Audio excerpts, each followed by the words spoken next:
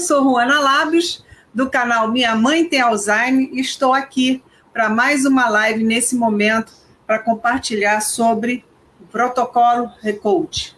Boa noite, Ruana, tudo bem? Tudo, minha querida, tudo. Primeiro, obrigada. E eu gostaria que você se apresentasse, por favor. Então, essa apresentação eu montei com todo carinho para vocês, para tentar explicar de uma forma o mais estruturada possível, com conteúdo técnico e tentando ser didática. Ao final, dúvidas que surgirem, eu peço que, se possível, a gente faça no final, só para não perder a linha de raciocínio, e aí, na sequência, já me apresento, tá bom? Ok. Pode passar o primeiro slide, Ruana? Sim.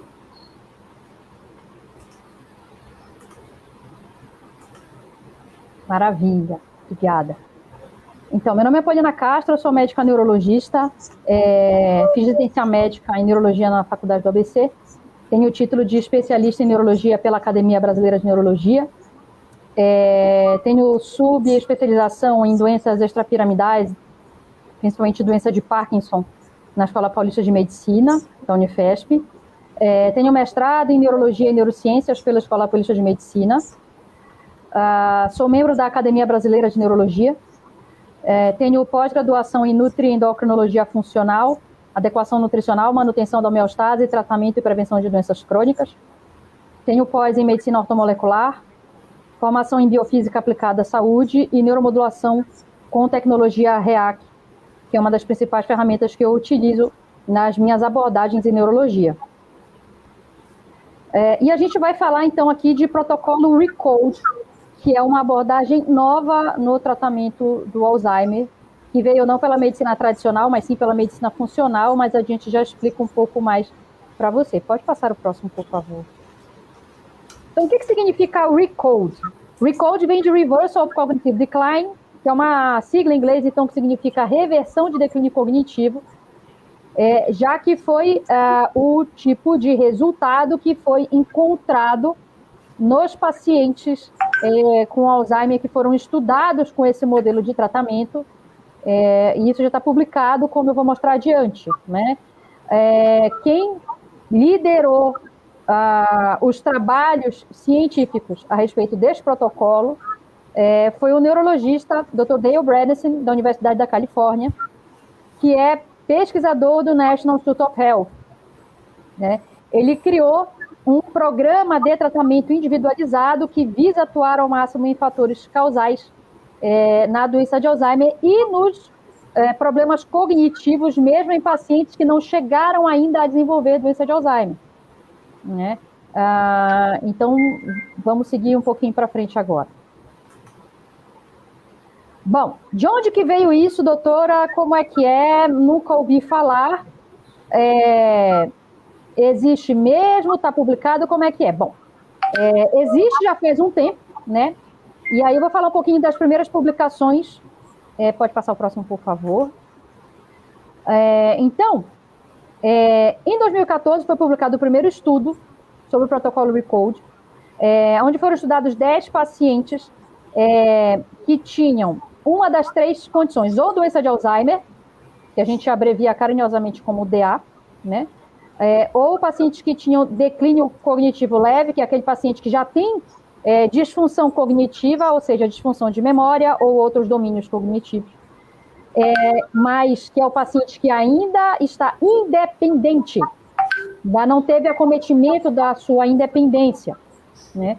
Ou pacientes com transtorno cognitivo subjetivo, que são aqueles pacientes que têm queixa cognitiva, mas que o neurologista examina e não identifica objetivamente nenhuma alteração, mas o paciente tem a queixa, tem o incômodo, tem algum impacto na qualidade de vida. Então, esses pacientes tinham uma dessas 3 condições, ou seja, se não eram pacientes que tinham doença de Alzheimer, eram pacientes que tinham, eram estágios considerados pré-demenciais, porque todos esses estágios são fatores de risco para o desenvolvimento de doença de Alzheimer. Uhum. E nesse primeiro estudo, pequeno, só com 10 pacientes, foi observado 90% de eficácia, porque 90% desses pacientes tiveram algum grau de melhora do funcionamento cognitivo no período de 3 a 6 meses de tratamento em que eles foram estudados. É um índice bem alto, né? Sim, embora o N seja pequeno, com poucos pacientes já deu para conseguir observar melhoras. E aí, 6 de 10 pacientes eram pacientes que já haviam parado de trabalhar ou tinham algum impacto funcional significativo. E depois de aplicado esse programa de tratamento, todos voltaram a trabalhar ou continuaram com melhora de desempenho, né? Então, esse foi o primeiro estudo que foi publicado em 2014. Vamos passar o próximo, por favor. O segundo estudo foi publicado em 2016. Foram estudados novamente aí mais 10 pacientes que tinham ou doença de Alzheimer, ou declínio cognitivo leve, ou transtorno cognitivo subjetivo. 9 desses 10 tinham risco genético aumentado, né? Através de exame de sangue foi possível identificar. O tratamento durou de 5 a 24 meses, porque tem pacientes que às vezes saem do estudo, às vezes não conseguem levar adiante o tratamento. E aí, nesse segundo estudo, foi possível observar em 100% dos pacientes algum grau de melhora do desempenho cognitivo. E esse tipo de magnitude de melhora não tinha precedentes na história da neurologia.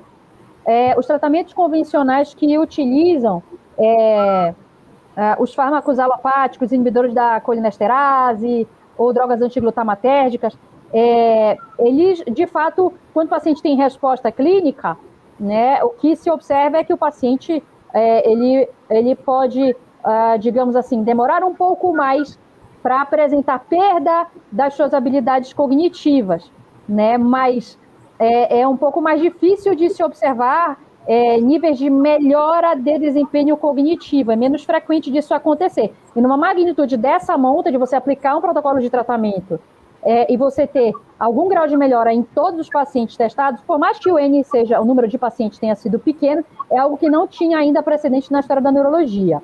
Vamos passar o próximo, por favor. E aí, em 2018, por fim, foi publicado o terceiro estudo que temos, até o momento, publicado efetivamente, que já teve um número, já teve um N maior, já teve um número de pacientes maior, onde foram estudados 100 pacientes que tinham ou doença de Alzheimer, ou declínio cognitivo leve, ou transtorno cognitivo subjetivo, ou seja, pacientes que tinham doença de Alzheimer ou estágios considerados pré-demenciais ou fatores de risco para desenvolvimento da doença de Alzheimer. Esse estudo ele foi aplicado por diferentes médicos em diferentes centros de pesquisa nos Estados Unidos, né? Então, você tem... foi estudado nos Estados Unidos e fora, na verdade, né? Teve um centro na Austrália, teve centro na Califórnia, teve centro em Austin, no Texas, em Charlotte, Flórida, São Rafael, Washington, D.C., Los Angeles, Cleveland Clinic, Nova York e por aí vai. Então, teve vários centros onde esses pacientes foram estudados, aplicados por diferentes médicos, e 100% dos pacientes apresentaram algum grau de melhora do desempenho cognitivo, que é outro achado também sem precedentes na história da neurologia. Então, isso está publicado no Journal of Alzheimer's Disease and Parkinsonism, que é essa revista científica que tem um fator de impacto bom, né? Isso está disponível como acesso livre para quem quiser acessar. Então, quem quiser pode dar um print na tela e aí, colocando o nome desse trabalho no Google acadêmico, você consegue achar, ou pesquisando no Google pelo que está aqui apresentado abaixo do artigo, que está escrito Bredesen et al., né? Sim. É a referência do artigo. Então, qualquer indivíduo médico ou não médico pode ter acesso a essa publicação, tá certo? Pode passar o próximo, por favor. Então, este método já pode ser aplicado, porque, afinal de contas, né, a maioria dos pacientes vai dizer assim, eu realmente nunca ouvi falar, meu neurologista não conhece, ou nunca ouvi falar nem através de médico, nem através de ninguém. O método já pode ser aplicado? Como é que funciona isso? De poder ser aplicado ou não, já que eu ouvi meu médico dizer que os métodos em neurologia ou em medicina que precisam ser aplicados de tratamento, quando se fala em medicina baseada em evidência, você precisa ter estudos grandes, com número grande de pacientes, resultados replicados, tem uma série de exigências, então leva um certo tempo até você ter tudo isso de estudo, quer dizer, já pode ser aplicado ou não? Como é que funciona? Pode passar o próximo. Né? Então, veja, considerando a ética médica, existe uma declaração dentro da ética médica, que é a Declaração de Helsinki. Essa declaração, ela permite ao médico, ela concede ao médico o direito de oferecer ao paciente tratamentos novos, quer sejam eles não convencionais, quer sejam eles diferentes dos tratamentos tradicionais, ou não, desde que eles tenham possibilidade de trazer algum benefício ao paciente. Então, não é nem que assim, eu não tenho como precisar o quanto de benefício, se o paciente vai se beneficiar, quando eu vou apresentar um método através da Declaração de Helsinki. Mas o fato é que o médico tem esse direito de oferecer ao paciente, explicar como é que é o método, e se for do desejo do paciente ou da família, do paciente ou do responsável, o paciente pode sim iniciar o tratamento, desde que haja um médico responsável experiente para conduzir. Isso está completamente respaldado dentro da ética médica, certo? Pode passar o próximo, por favor. E aí, por que é tão pouco divulgado? Bom, porque o fluxo de informação dentro da medicina é muito maior dentro da medicina tradicional. E o protocolo RECODE, ele nasceu na medicina funcional nos Estados Unidos. A medicina funcional nos Estados Unidos é reconhecida como uma especialidade médica. No Brasil, a medicina funcional não é reconhecida ainda como uma especialidade, embora haja pós-graduações de medicina integrativa reconhecidas pelo MEC, né? Mas dentro do passo a passo da burocracia para que uma especialidade seja reconhecida como tal dentro de um determinado país, no Brasil ela ainda não é reconhecida como uma especialidade oficialmente, tá? Então, no que nasceu na medicina funcional, basicamente esse tipo de informação circula mais no meio dos médicos que são adeptos das práticas da medicina funcional. Pode passar o próximo, por favor. Sim. E aí, em que consiste esse método, né? Pode passar o próximo, por favor.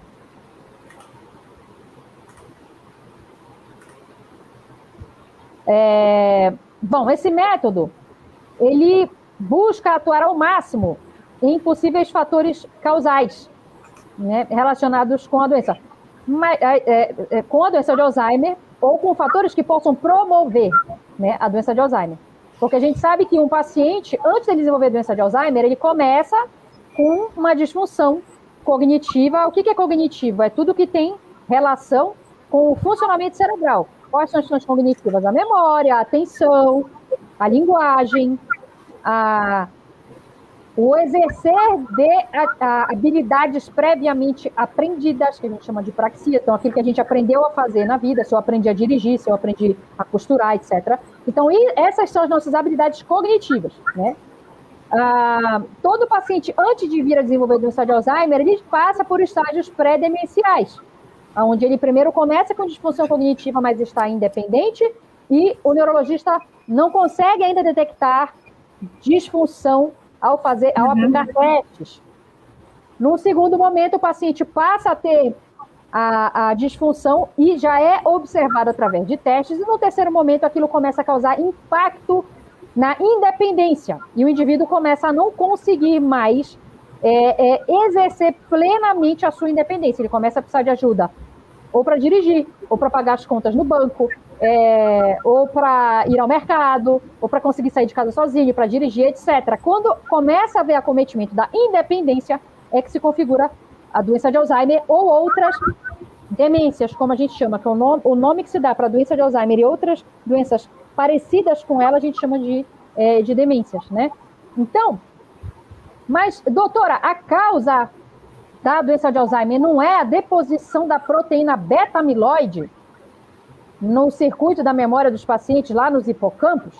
Né? Isso ela é o principal elemento dentro da fisiopatologia da doença. Tem a proteína tal também, né, que a mais famosa é a beta-amiloide. Então, a medicina funcional ou medicina integrativa, ela procura muito assim o porquê do porquê, né? E aí, o Dr. Dale Bredesen, dentro dos estudos que ele levantou, ele utilizou esses estudos como base para colocar o entendimento dele a respeito da doença de Alzheimer, do que ele encontrou na literatura. E aí, ele ensina que a proteína beta-amiloide, ela acontece, ela é produzida como uma reação de defesa do sistema imune dentro do cérebro. E aí, no que acontece essa reação de defesa a algum insulto, a algum fator que não seja bem-vindo para o funcionamento cerebral, essa produção reacional de proteína beta-amiloide acaba sendo depositada em algumas regiões do cérebro e começa a levar prejuízos para o funcionamento da memória desses pacientes, né? Então, o olhar, você vê que é um pouquinho diferente daquilo que a gente tem dentro do tradicional. E aí, o Dr. Dale Bredesen faz uma analogia com 36 buracos no telhado. Ele fala que se você tem uma casa onde você tem 36 buracos no telhado, você precisa tentar olhar um pouco com cuidado para cada um desses 36 buracos e tentar entender por que essa casa está disfuncionante, né? E isso é uma analogia com os 36 principais fatores fisiopatológicos que ele, como neurologista, busca avaliar ao longo do período de tratamento individualizado de um paciente com Alzheimer ou com disfunção cognitiva pré-Alzheimer, ou com qualquer disfunção cognitiva, tá? E aí, inúmeros fatores são avaliados, né?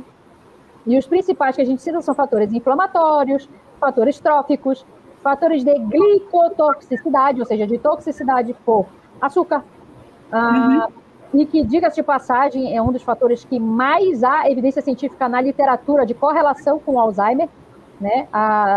Consumo de açúcar.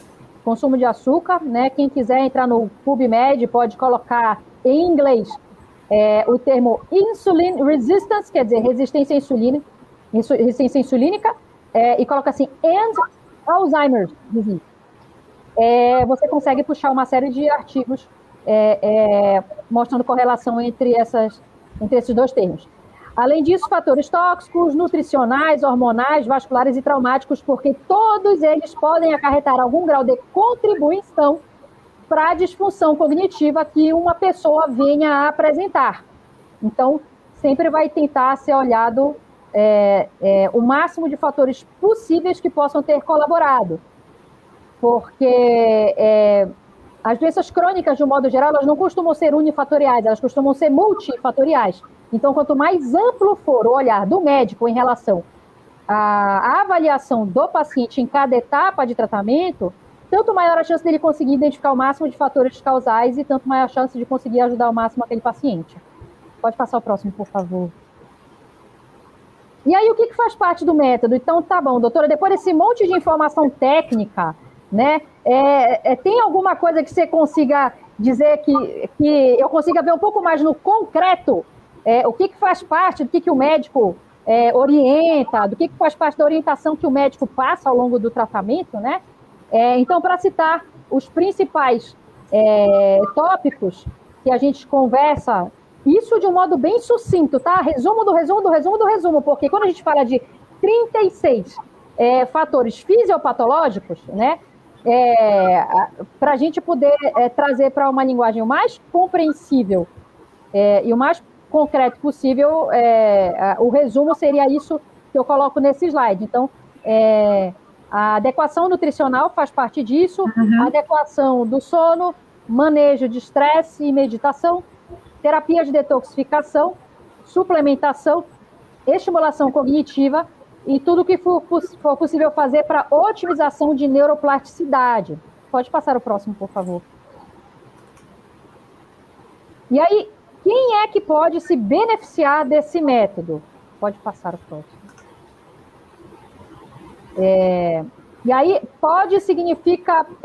porque pode e não porque não vai absolutamente. Veja, quando o médico vai passar uma dipirona para um paciente com dor de cabeça, ele não tem o poder de garantir que aquela dipirona vai fazer passar aquela dor de cabeça. Mas ele tem como recomendar que seja usada aquela dipirona, porque é possível que a dor de cabeça daquele paciente melhore com aquele remédio, né? Então, da mesma forma, os pacientes que iniciam tratamento com o protocolo ReCode, eles podem se beneficiar do tratamento. O que tem publicado na literatura é isso que eu mostrei para vocês, né? Então, tem uma chance grande do paciente se beneficiar? Tem, mas aqueles pacientes que estiverem num nível bem mais adiantado, bem mais avançado da doença, eles têm uma chance bem menor de se beneficiar do que aqueles pacientes que estiverem bem no começo, em estágios precoces do desenvolvimento da doença ou em qualquer estágio precoce de disfunção cognitiva, né? Então, quem é que pode se beneficiar do tratamento com o protocolo ReCode? Pacientes que tenham diagnóstico ou suspeita de doença de Alzheimer. Não é necessário ter diagnóstico fechado, isso é uma dúvida frequente dos pacientes. Por que não é necessário ter diagnóstico fechado? Veja, se você imaginar uma linha que ela represente um contínuo entre o momento em que eu primeiramente vou apresentar disfunção cognitiva na minha vida, até o momento em que vai começar a ter alteração nos meus testes que o neurologista fizer, e até o momento em que vai começar a ter prejuízo da minha independência, para que eu efetivamente ganhe o diagnóstico de demência, vai levar um tempo aí. Mas quem está passando nessa linha do tempo, quem está vivendo nessa linha do tempo é o próprio paciente. Então, quanto mais precocemente for instituída, tanto melhor, porque o protocolo ReCode se demonstrou eficaz não somente para auxiliar no tratamento, mas também como estratégia de precaução. Porque dentre os pacientes estudados, já houve pacientes que conseguiram sair da rota da doença. Já houve pacientes que começaram a evoluir com a doença e conseguiram reverter declínio cognitivo a ponto de conseguir perder critério diagnóstico, né? Então, é por isso que não é necessário ter diagnóstico fechado. Se o paciente simplesmente tem queixa de memória, ele ainda não tem certeza se é Alzheimer o que ele tem ou não, se ainda não foi possível fechar esse diagnóstico com o neurologista dele, isso não é impeditivo para que ele faça, porque o ReCode ele pode ser usado puramente para prevenção, né? Né? E quanto antes, melhor, né? Quanto antes a gente se preocupa com algo, havendo formas que possam modificar o meu destino em relação a isso, tanto melhor para mim quanto paciente, né? No caso, nós cuidadores que somos filhos do Alzheimer, que podemos ter ou não ter, é bom essa parte, né, de prevenção, no caso, de mudar essa alimentação, melhorar o sono, praticar esportes, aprender uma nova língua ou instrumento para melhorar a cognição e assim por diante. Sim, até porque havendo um familiar de primeiro grau com a doença de Alzheimer, em tese, o risco do familiar cuidador é um pouco mais aumentado. Apesar de que a gente sabe que a maior parte dos pacientes que têm doença de Alzheimer não tem, assim, necessariamente um caráter hereditário. Mas aquilo que não é hereditário não necessariamente não tem influência genética. Então, sim, os familiares de primeiro grau dos pacientes com doença de Alzheimer, eles têm a possibilidade, sim, de adotar condutas preventivas. Eles podem ter o seu risco genético mapeado, identificado com o protocolo ReCode, que, na verdade, isso faz parte até desse mesmo slide, né? Então, a gente tem quem pode se beneficiar: os pacientes com diagnóstico ou suspeita de doença de Alzheimer, os pacientes que tenham queixa relacionadas à memória. Então, sim, sejam pacientes, por exemplo, que esqueçam informações com facilidade, como senhas, recados, se esqueçam de compromissos, etc. Mesmo que sejam pacientes que não tenham diagnóstico de doença de Alzheimer ou de qualquer outra demência, eles podem se beneficiar do protocolo ReCode. E os pacientes que sejam familiares, aqui tem uma falha de digitação, não é que sejam familiares de primeiro grau de pacientes com doença de Alzheimer. Porque no caso deles é possível mapear o risco genético. Então, se o paciente tiver uma genotipagem que seja, que denote um risco aumentado, significativo de esse paciente vir a desenvolver doença de Alzheimer, você já tem ali um sinal de alerta e você tem a possibilidade de intervir precocemente para tentar, ao máximo, reduzir aqueles fatores que poderiam corroborar com o desenvolvimento da doença no futuro. Uhum. Pode passar o próximo, por favor. E aí, em linhas gerais, esse era o resumo inicial do que eu queria apresentar para vocês, para dar uma passada geral em da onde vem que o protocolo Recode, aonde você encontra disponível. Aqui nesse slide tem o meu site, que é doutorapolianacastro.com.br. Nesse site tem uma aba que você encontra facilmente escrito lá Recode. E aí, se você clica nessa aba, você tem acesso a informações mais genéricas, mais gerais, do tipo Frequently Asked Questions, né? Então, perguntas frequentemente feitas. Tem algumas informações que são mais perguntadas para quem nunca ouviu falar, para quem gostaria de saber um pouco mais, né?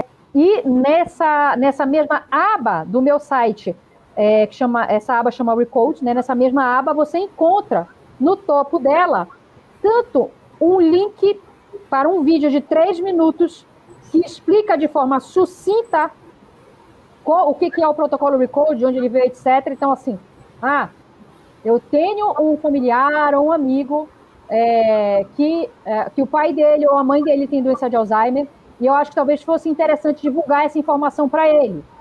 Nessa parte do site, você consegue pegar esse link e compartilhar, copiar e colar para outra pessoa. Mas a vida é corrida. Mas meu médico neurologista tradicional falou que não conhece esse método, enfim. 3 minutos é um tempo que boa parte das pessoas consegue... Já localizei. Se der, eu coloco no ar. Perfeito. E aí, nessa mesma aba do site, tem também um link também para uma outra live que eu já fiz, explicando sobre o protocolo Recode, né? Foi uma outra live onde eu não usei diapositivos, não usei slides. Aliás, a Juana está de parabéns de ter essa iniciativa, né? Não só de trazer conteúdo informativo, mas também, poxa, doutora, se puder trazer slides, então, poxa, que maravilha, né? Esse tipo de gana de vamos levar informação para as pessoas e traga até sua apresentação e vamos que vamos. Então, vamos que vamos. Tirando a falha técnica, né, que aconteceu aqui inexplicavelmente, que nos atrasou meia hora e a gente conseguiu colocar no ar. Olha que maravilha, e ainda vou conseguir colocar esse vídeo já. Já estou preparando ele aqui. Tá certo. Coloca a última, 19. Como? Tenho mais uma aqui, a última. Pode colocar.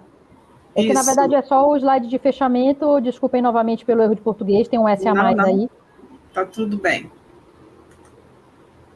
Ok, então vamos lá tirar e vamos em frente. Reverter o sintoma da doença de Alzheimer através de um método científico que foi publicado em 2018 é o método Recode, desenvolvido pelo neurologista americano Dr. Dale Brennes, pesquisador do National Institutes of Health, e a sua equipe de pesquisadores na Universidade da Califórnia. A pesquisa foi financiada pelo governo americano e em 2018 esse grupo de cientistas publicou um trabalho científico com 100 casos de pacientes com doença de Alzheimer ou em estágios pré-demenciais que apresentaram reversão de sintomas da doença. Veja o link para o trabalho no final desse vídeo. Esse método demonstrou 90% de eficácia no primeiro teste clínico, feito com 10 pessoas e publicado em 2014. Em 2016, o segundo trabalho demonstrou resultados em 100% dos pacientes com reversão do declínio cognitivo. E o estudo de 2018 sacramentou o método com 100 casos de pacientes beneficiados pelo programa, sendo eles pacientes com doença de Alzheimer ou em estágios pré-demenciais que apresentaram reversão de declínio cognitivo, sendo demonstrada eficácia tanto para tratamento quanto para prevenção dos sintomas da doença. Mas como é possível até hoje só termos sido informados de que não havia o que fazer para tratar as causas dessa doença, que é progressiva e de prognóstico sombrio. É por isso que eu fui treinar diretamente com esse pesquisador e aprender o passo a passo da sua metodologia. Eu sou a doutora Poliana Castro, sou médica neurologista, tenho mestrado em neurologia e neurociências com enfoque em doenças neurodegenerativas. E hoje eu sou a primeira neurologista do país com treinamento nesse método através de certificação internacional e que aplica esse programa que atua em fatores causais. O programa é dividido em 3 etapas. Etapa 1, remoção. É uma faxina dos fatores e hábitos que adoecem o seu cérebro, como fatores alimentares e de estilo de vida. Etapa 2, reposição, em que se usa nutrientes e suplementos naturais que abastecem o cérebro de energia. Etapa 3, otimização, em que se pregam recursos e suplementos para a otimização do funcionamento cognitivo e cerebral. O método é de forma sucinta, baseado em 7 tópicos: adequação da alimentação, atividade física, adequação do sono, manejo do estresse e meditação, terapias de detoxificação, suplementação, estimulação cognitiva e otimização da neuroplasticidade. Esse método é o primeiro programa eficaz capaz de reverter e prevenir o declínio cognitivo da doença de Alzheimer e outros distúrbios da memória, pois atua diretamente em fatores causais e de forma individualizada. Mas não é uma solução milagrosa que não exige a mudança de hábitos do paciente e da família, pois exige dedicação. Então, se você tem um familiar com doença de Alzheimer, não vê perspectiva de melhora e só o assiste piorar cada dia mais, esse novo método é a chance de buscar reverter os sintomas da doença. Se você já foi diagnosticado com a doença ou simplesmente percebe que a sua memória vem piorando cada dia mais, está cada vez mais difícil lembrar seus compromissos, senhas, recados, que esquecem informações com facilidade. Tem medo de que esses sintomas possam representar o início de uma doença mais preocupante, como a doença de Alzheimer. A aplicação do método nesse estágio costuma ser mais eficaz ainda. Ou se você tem tendência genética ou casos de demência na família, você precisa conhecer esse programa. Vale a pena mapear o seu risco genético e intervir precocemente, pois ao contrário de tudo que lhe disseram até hoje, há sim muito a se fazer para prevenir a doença. Se você gostaria de tentar algo novo com resultados publicados para buscar trazer a sua memória de volta ou a memória de alguém que você ama, um grande abraço. Exige dedicação, né? Porque você muda totalmente o seu hábito, não só alimentar, como de vida. Porque há a retirada do açúcar, principalmente, que é um inflamatório. Se eu não me engano, também de leite, né? O queijos e laticínios e farinha branca, não é isso? Sim, na verdade, esses são vilões inflamatórios, digamos assim, que eles causam um prejuízo dentro do que a gente chama de eixo cérebro-intestino, né? Então, você tem fatores...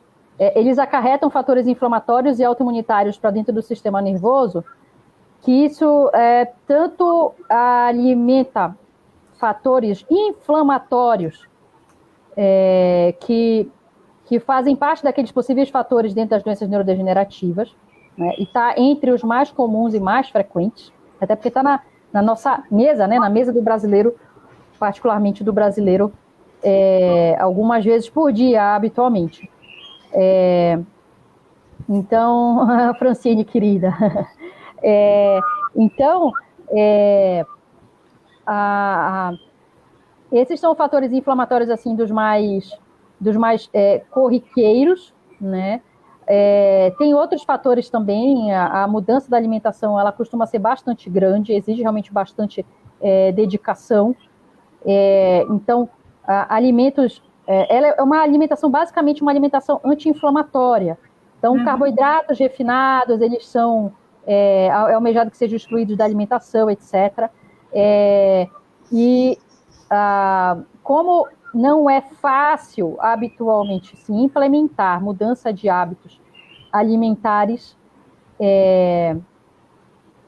em um paciente da terceira idade, né? Aí você vai estar diante de um paciente que, primeiro, ele muitas das vezes até não tem a percepção da sua própria doença. Né? Às vezes o paciente com doença de Alzheimer tem uma coisa que a gente chama de anosognosia, que é a ausência da percepção do déficit.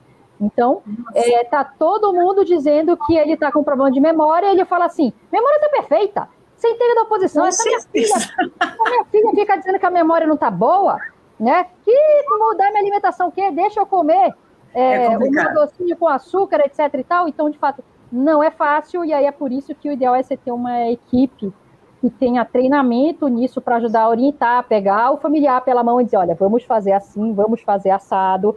As dificuldades que você encontrar, a gente maneja assim, a gente maneja assado, e a gente vai até a gente conseguir ajustar o máximo possível a alimentação do paciente, porque isso é um fator bem importante, não é a única coisa a ser feita, mas é cotado como um pilar dentro do tratamento, né? Se você consegue fazer o melhor possível essa parte da adequação nutricional, você tende a conseguir tirar o melhor proveito possível do tratamento, do que se você não tiver realmente conseguido aderir de forma alguma a mudanças na alimentação. Agora, eu te pergunto, uma pessoa, quer dizer, precocemente, antes dos primeiros sinais, principalmente familiares que cuidam, é interessante também, e na fase inicial, mediana, porque é muito mais complicado você fazer essas alterações quando a pessoa está já numa fase final, numa fase avançada, que pode entrar até na que a gente chama de terminal, fazer essas mudanças, ou não? Bom, depende do tamanho da vontade da família de tentar fazer algo diferente, porque, de fato, um paciente que esteja num estágio muito avançado da doença, ele tende a ter menor chance de se beneficiar desse tipo de tratamento, né? O que não quer dizer que ele não possa se beneficiar. Às vezes, o paciente pode melhorar muito de comportamento só com a dieta. Para citar um exemplo, então vamos dizer que às vezes o brain fog do paciente, aquele paciente está super alheio, é lógico que tem um componente grande relacionado com a neurodegeneração avançada em relação a isso, mas como existe um somatório de fatores, às vezes os efeitos opioides da gluteomorfina no sistema nervoso podem levar o paciente a ter uma diminuição adicional do nível de atenção e de estar mais ausente. Então, às vezes, quando você remove o glúten, por exemplo, da alimentação, o paciente pode ficar mais alerta, menos alheio, mais presente, com melhor percepção do meio, mais atento às pessoas que o cercam e ao ambiente que o cerca, né? Quando há componente de agitação, às vezes você pode ter melhora disso mexendo na alimentação. Isso para citar um exemplo só, né? Porque tem muita coisa no programa para fazer em termos de intervenção que vai além da alimentação e que pode levar a benefícios em setores diversos, sejam relacionados com comportamento, relacionados com sono e por aí vai. Entendi. Eu estou procurando aqui teu Instagram, que eu vou colocar no ar também.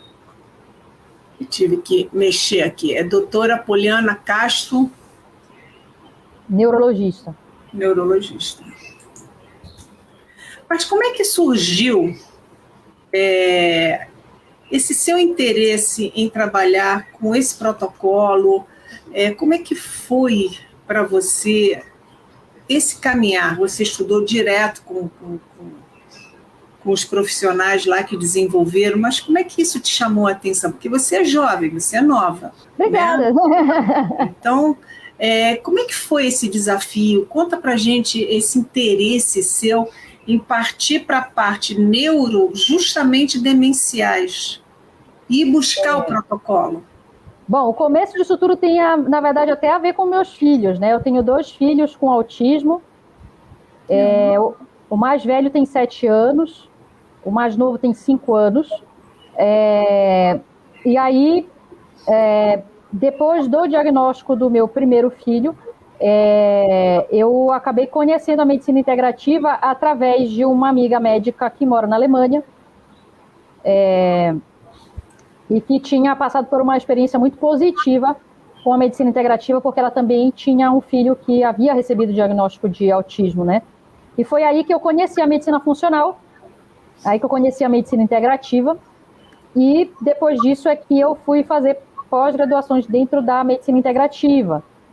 né? E aí foi isso que me levou a conhecer o protocolo Recode. Então, na verdade, hoje em dia, a minha prática clínica diária é predominantemente lançando mão de abordagem integrativa nas doenças neurológicas, tanto na infância quanto na vida adulta, né?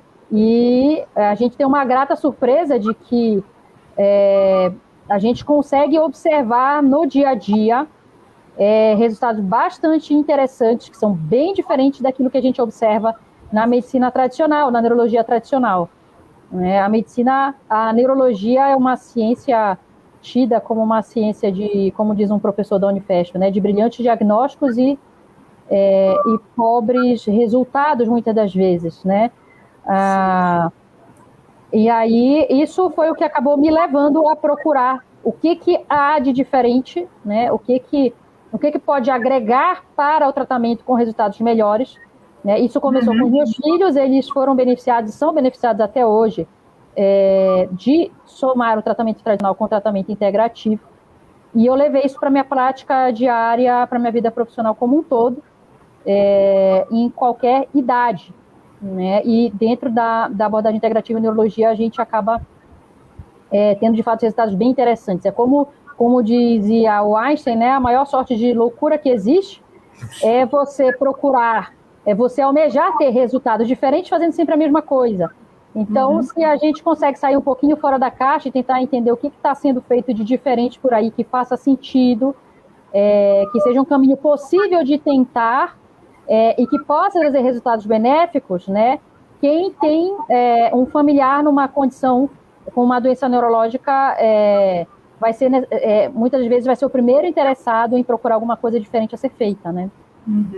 Eu já comecei, eu já comecei, mas de uma maneira, não é o protocolo ainda, eu já fiz a retirada do açúcar, às vezes dá uma vontade de dar um ataque de formiga, mas o primeiro desafio foi o cafezinho, né, sem açúcar, e já estou há 6 meses nisso. Não vou dizer que de vez em quando eu piso na jaca, mas tirei 80% da farinha branca, não tomo mais leite, queijo Minas eu amo, mas tenho evitado, né? Estou procurando fazer algumas caminhadas, porque eu sou uma pessoa forte, né? O GG, o gordinha gostosa, e aí a gente tenta ter um horário fixo para dormir, tipo, vou dar um exemplo, 10 horas da noite, acordo às 5 da manhã, 6 da manhã no máximo. E tem algumas perguntas aqui no Instagram, que se a gente tiver tempo, nós estamos com mais de 190 pessoas, teve um momento que passou de 200 pessoas só no Instagram. Maravilha! Eu agradeço muito, eu tirei até alguns prints aqui para poder depois te mandar. Pro Daniel pergunta, e atividade física, quais são as intervenções realizadas? Acho que depende de cada organismo, de cada corpo, né? De cada fase. Mas Exato. Eu deixo você responder. Tem diversos tipos de exercício que podem ser feitos. É lógico que a gente tem que respeitar a individualidade do paciente. Vai ter pacientes idosos inúmeros que vão ter determinadas restrições com relação à movimentação. Então, vai ter paciente que vai ter artrose no joelho, vai ter paciente que vai ter alguma limitação maior de movimento. Então, sempre vai ter que ser levado em consideração isso, o que é possível para cada paciente, o quanto de exercício é possível para cada paciente. Não é nenhuma sangria desatada, na verdade, o intuito é introduzir a prática de exercícios físicos com regularidade dentro das possibilidades dos pacientes. E uma dica aqui, uma curiosidade que é interessante, dentro da literatura científica, os exercícios que se aplicam aos membros inferiores, eles têm mais evidência científica de repercutir com o benefício cognitivo do que os demais tipos de exercício. Então, né, se o paciente conseguir fazer ali uma caminhada, já é super uma boa. Uma bike, ou jogar uma bola, fazer uma natação, bater as pernas, né? Quer dizer, muito bom. Essa informação para mim é nova, não sabia. Já ganhei a minha live. Opa, maravilha. A Simone Monteiro pergunta assim, pilates, fisioterapia também estariam incluídas nesse tipo de exercício? Bom, a fisioterapia vai ter lá as suas aplicações específicas, né? Os pacientes com Alzheimer podem ter indicação de fisioterapia também por outros motivos. Não é exatamente a mesma coisa ou exatamente o mesmo propósito do exercício físico e do que a prática do exercício regular ocasiona no funcionamento do organismo, nos nossos hormônios, nos nossos neurotransmissores e daí por diante, né? É um pouquinho diferente, mas o que eu posso dizer é que, assim, quanto mais sedentário o paciente for, tanto pior para a cognição. Se ele tiver qualquer chance de mexer o esqueleto, melhor, né? O Pilates, ele tem, uma prática de exercício, sim, ela pode, sim, trazer benefícios, sim, é considerada como uma das modalidades. Não diria, assim, que se almeje usar o Pilates como uma única ferramenta. Se tiver como ser algo que movimente um pouquinho mais e que exercite os membros inferiores, tende a ser mais interessante, pelo menos em tese, né? Agora, na prática, vai ter que adequar para a realidade de cada paciente. Correto. Bem, a Simone conclui aqui que melhorar a qualidade de vida para evitar as demências, né? Que é basicamente o que o protocolo diz. Ela faz um comentário aqui, uma pergunta, né? O canabidiol, no caso, o tratamento com óleo, ela é inserida nesse protocolo? É uma coisa à parte ou não deve se misturar as duas coisas quando se inicia uma coisa ou outra, independente da sua opinião médica? Bom, o canabidiol, ele é uma ferramenta que tem um potencial interessante para pacientes com doença de Alzheimer. Ele não é a maior vedete do protocolo RECODE, mas ele é, sim, citado e utilizado no protocolo RECODE. Ele tem múltiplas possibilidades de agir positivamente no paciente com doença de Alzheimer, né? Ele, dentro da literatura, tem vários estudos e tentando identificar os potenciais benefícios do canabidiol na doença de Alzheimer. Não há, assim, um grande estudo que seja super, assim, que diga que todos os pacientes podem se beneficiar em relação ao aspecto X, Y, Z. É bastante variável o tipo de resposta que cada paciente pode ter, mas dentro das propriedades terapêuticas, que o óleo do canabidiol, que leia-se, é um fitoterápico, né? Dentro das propriedades terapêuticas dele que possam ser interessantes nos pacientes com doença de Alzheimer ou com outras alterações cognitivas ou com outras demências, né? A gente tem a demência frontotemporal, tem a demência com corpúsculos de Levy, tem a degeneração corpúsculo basal, tem a demência vascular, então tem várias outras demências, mas assim, dentro das demências e particularmente do Alzheimer, que é o que a gente está falando mais agora, o canabidiol, ele tem uma série de propriedades que são potencialmente interessantes, desde a atividade anti-inflamatória dele, desde a atividade antioxidante, e a gente sabe que o estresse oxidativo com liberação de radicais livres está dentro da base celular da neurodegeneração, né? Tem ação imunorreguladora, imunomoduladora, né? Tem estudos que estão saindo demonstrando os potenciais efeitos do canabidiol em neurogênese e neuroplasticidade.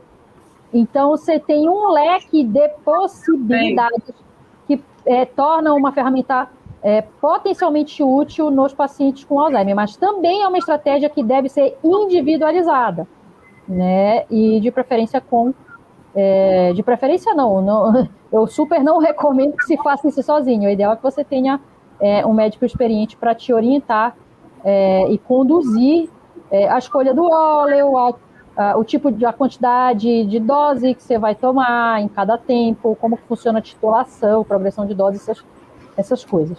Correto. A Nutri Bruna Moraes falando que você é incrível. Obrigada. Tá? O Daniel Gabriel Educ, né? Trabalha muito com exercícios neuromotores e multitarefas. Deixa eu ver aqui se tem alguma pergunta. Bem, a Simone pergunta: os fatores inflamatórios vegana, no caso, para o idoso, é permitido? Se ele for diabético, quer dizer, eu acredito que tudo isso aí vai até equilibrar, né? Controlar a diabetes, vai controlar a pressão sanguínea, vai controlar um monte de outras comorbidades que nós temos quando chegamos na terceira idade. Sim, a abordagem integrativa, ela olha o indivíduo como um todo, ela busca entender quais fatores, por exemplo, fora do sistema nervoso, causam impacto para o funcionamento das funções neurológicas, né? Então, no que você vai fazer um tratamento com abordagem integrativa para o propósito de melhorar a cognição, de melhorar o desempenho cognitivo, você, no fim das contas, acaba ganhando mais saúde se você usar a abordagem integrativa, né? Porque não dá para olhar de forma isolada. Então, em relação ao veganismo, de fato, é uma situação onde você já tem alguma restrição pelo próprio veganismo em relação a alimentos que não se consuma, e aí você acrescenta restrições do programa de tratamento, né? Mas mesmo dentro do veganismo, existem sim saídas para você conseguir se livrar dos alimentos inflamatórios que sejam consumidos pelos veganos e lançar mão de alternativas que possam compor o teu cardápio, sendo algo que é permitido para um vegano e sendo algo que é permitido pelo protocolo Recode. Ok, a Verônica Andrade, muito esclarecedor e preocupante ao mesmo tempo. Tem bastante gente aqui, tem mais de 190, então não dá para ler todos os boa noites e também não é o objetivo agora. Nós estamos fechando 1 hora de live, 59 minutos. Caso queira concluir algum pensamento, alguma informação que você se lembre nesse momento, fica à vontade que a gente vai dar por encerrado o nosso encontro. E quem sabe no futuro a gente consegue conversar sobre autismo, que também é a sua área, né, de experiência, não só pessoal, mas profissional, que tem muita criança, né, muita criança que precisa ser orientado, ser bem encaminhado, quer dizer, os pais, no caso. Acho que a mensagem geral é para os pacientes, para os familiares, que tem essa dura lida, né, de cuidar de um familiar com doença de Alzheimer. Então, assim, a mensagem tem esperança, assim, de algo que possa ser feito além do tradicional, né? Dá trabalho, mas você sabe que tem alguma coisa que vale a pena. É algo que você pode tentar, porque o grupo de pesquisadores que levantou a bandeira desse tratamento é um grupo de pesquisadores top de linha, de ponta, assim, no mundo. Eles eles utilizam muito de ciência, de literatura científica para respaldar o protocolo Recode. Então, assim, a gente nunca teve antes na história da neurologia algo que pudesse trazer uma esperança tão grande de poder auxiliar. Sem medicação, sem remédio, sem fazer mal ao corpo físico, uma coisa que é só mudar costumes, tradições, né? Parar de comer certas coisas, frituras e tudo isso é qualidade de vida, de vida.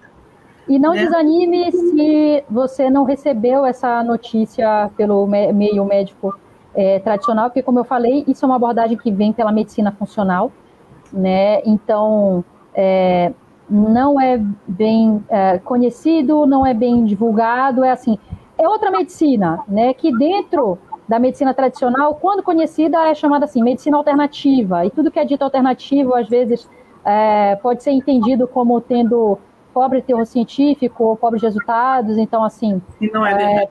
né? E não é verdade. Então, como é um tipo de abordagem que predominantemente não utiliza alopáticos, é o tipo de informação que de fato não costuma chegar pelos meios tradicionais, por congressos médicos, né? Mas como eu falei para vocês, está tudo publicado, né? Então, se você tem que gastar energia com alguma coisa, procure direcionar a energia que você tem que gastar para aquilo que você acha que faz sentido para o seu familiar com Alzheimer, para o seu familiar com disfunção cognitiva, e trocando ideia com quem seja profissional que entenda desse tipo de tratamento, desse tipo de linguagem, para que você efetivamente gaste sua energia mitocondrial com aquilo que você acha que faz sentido, e não tentando demover alguém que não fala a sua língua dos seus princípios tradicionais. Porque o intuito, na verdade, não é desmontar a medicina tradicional, o intuito é agregar.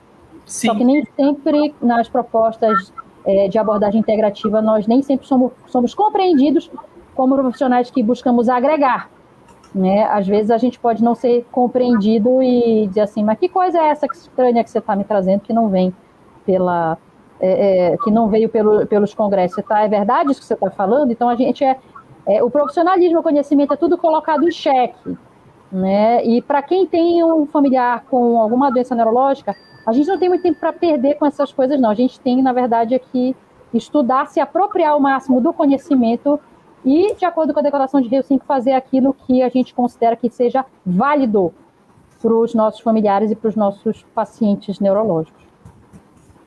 É isso que eu queria deixar de mensagem. Queria agradecer mais uma vez pela Ruana, por essa força de levar a informação para as pessoas e ainda por cima de pedir para a gente trazer a apresentação com slide e tudo.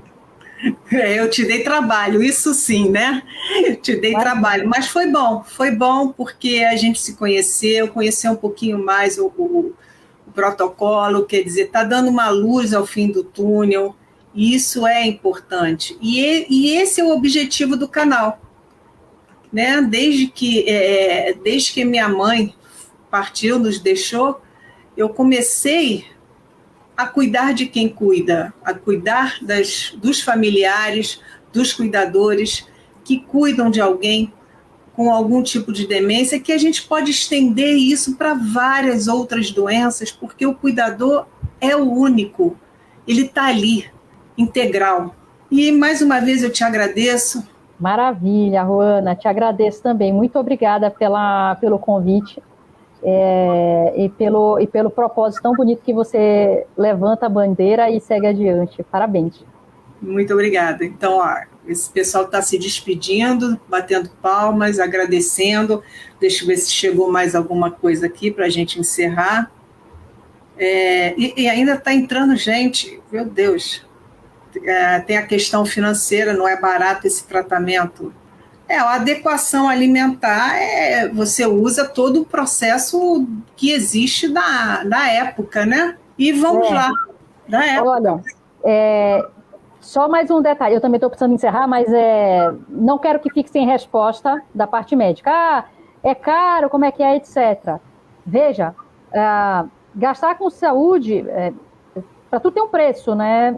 Então, tem coisas que você vai precisar prover quando você entra nesse tipo de tratamento, que logicamente vai ter lá o seu custo. Mas eu prezo muito por medicina individualizada e por tentar adequar custos. Então, tudo que é possível fazer de um jeito mais em conta, quando a família não tem condição de fazer exatamente tudo como manda o figurino, até isso deve ser individualizado e conversado. Então, não se sinta alijado e nem fora dessa, né? Sempre vai ser buscado fazer o melhor que for possível para cada família. Ok. Tá certo? Tá ótimo. Maravilha. Brigadão, querida. Obrigada, então, hein? Um beijo para você, para todos os seus espectadores. Ano que vem a gente fala de autismo. Maravilha. Combinado, então. Um beijo, ótima noite. Um beijo.